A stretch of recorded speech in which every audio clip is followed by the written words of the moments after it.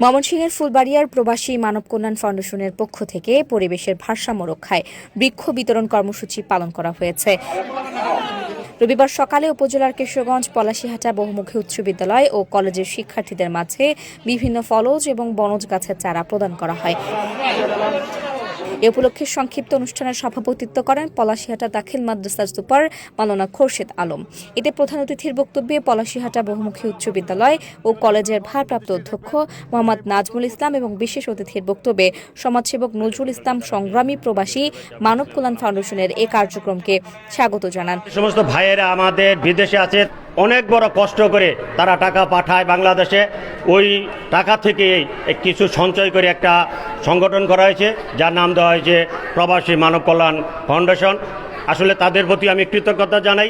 আমাদের প্রতিষ্ঠানে যে আপনারা সিলেক্টিভ করে নিয়েছেন, এজন্য প্রবাসী কল্যাণ সংগঠনের সকলকে ধন্যবাদ করছি এবং এই মহৎ উদ্যোগটি প্রতি বছর পরিচালিত হোক এই আশাবাদ ব্যক্ত করছি।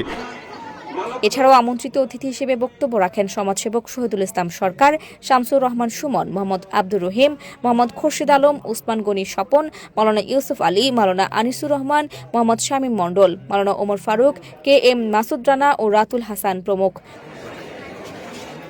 শিক্ষার্থীদের মাঝে বৃক্ষ বিতরণ সহ এলাকায় বিভিন্ন সামাজিক কর্মকাণ্ডে ভূমিকা রাখায় অনুষ্ঠানে প্রবাসী মানব কল্যাণ ফাউন্ডেশনকে বিশেষ সম্মাননা ক্রেস্ট প্রদান করে কালাদহ বরিলপাড়া যুব উন্নয়ন ও সমাজ কল্যাণ সংগঠন।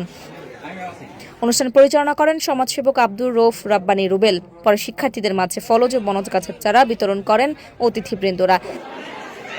জানা গেছে, ফাউন্ডেশনটির এই কর্মসূচির আওতায় উপজেলার বিভিন্ন শিক্ষা প্রতিষ্ঠান, সামাজিক সংগঠন ও ধর্মীয় প্রতিষ্ঠানে প্রায় সহস্রাধিক গাছের চারা বিতরণ করা হবে।